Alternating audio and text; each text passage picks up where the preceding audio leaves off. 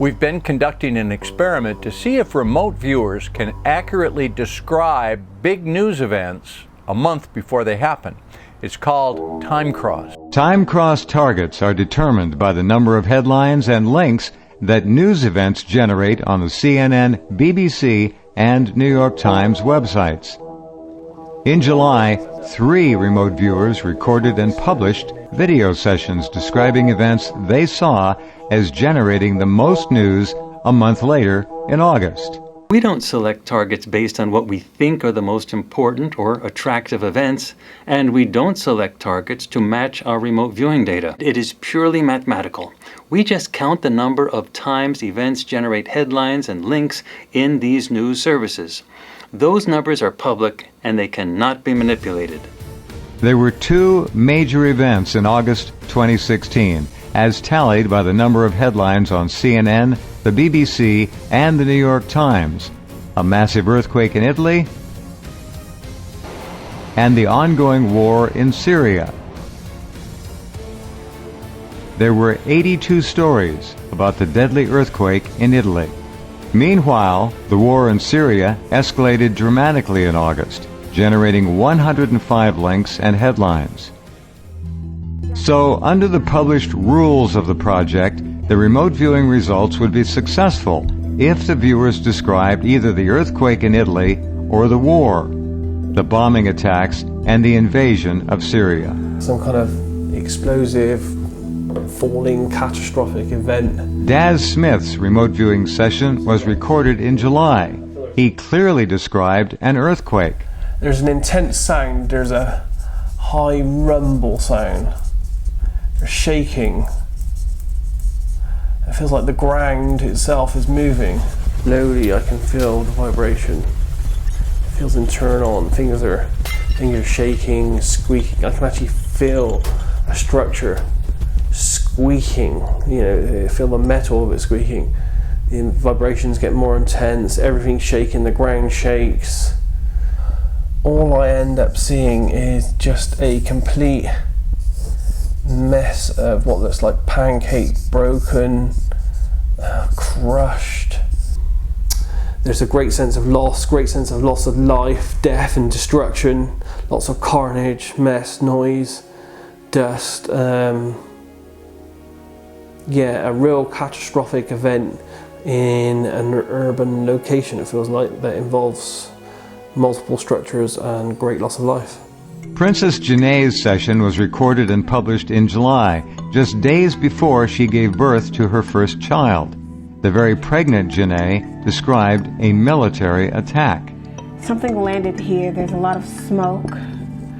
There's a lot of chaos. You can see white or gray, white or gray-ish. It's everywhere, kind of black. It's a very, very huge response that came from this. Before all of this, it was kind of quiet. A lot of commotion. People are coming from every angle. There's a lot of whizzing sounds. I'm assuming shooting. Just days after this was recorded and published, Turkey invaded Syria and Russia stepped up its military campaign. When we published this session, I saw all kinds of reaction on the internet. People saying, "Oh no, this is the next 9/11. Oh no, it's a nuclear attack on a U.S. city." I said, hold on, maybe that's not what the data was telling us. You have to use reduction, okay? Let's look at what was reported in the session and let's compare it to what happened. Allgire's work was recorded on July the 16th. He seems to describe a missile attack. This would be supersonic, and the sound associated with this, the sounds that I heard, the hissing, sizzling shockwave sound. The Russians fired numerous cruise missiles into Syria, and this video from the Russian Ministry of Defense shows the missiles actually being launched. Energetic streak comes really fast. Russia also has hypersonic cruise missiles. I see this outward expanding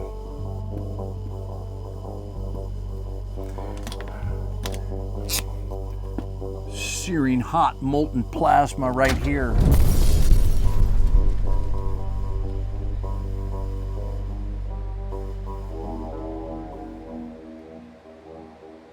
It's a pretty good sized urban area with a lot of buildings, and one of them is domed.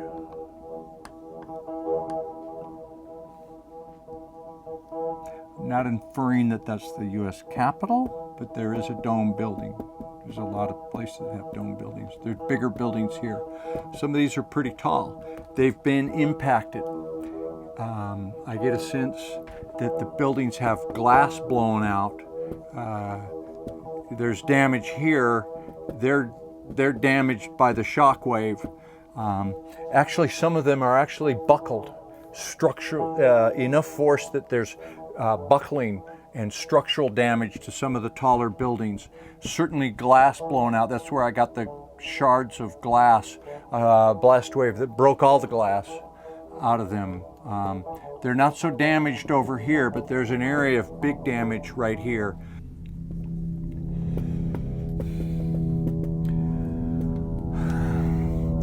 I don't want to say that's a nuclear mushroom cloud, but it has sort of those characteristics. It's thousands of feet high. It's looming over the horizon. It looms over these buildings. I see it in the distance. Something has sucked up a lot of debris, and there's a lot of smoke.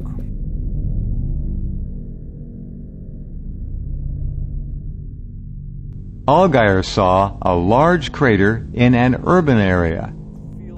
I saw a crater, and it looked like a big crater. All right, you have to understand that remote viewing visuals, at this point in the session, when I closed my eyes, I was looking at land one. I was looking at the land gestalt, and I was trying to identify features that could help us see where this was, identifying features corresponding to the land. I saw the big crater. All right, this was a fuzzy visual. It was indistinct. I knew the shape. I had a sense that it was a crater.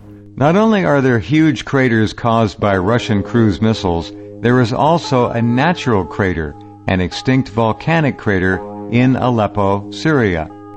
They're reacting professionally, but it's a very hairy thing. There's stuff going off on screens. Allgire described a control room, or command bunker, where military people were monitoring a dramatic event. No doubt the U.S. military was following the war in Syria very closely. So our work for the August events, which we published in July, shows clear and unambiguous descriptions of the top stories as tallied from the CNN, BBC, and the New York Times.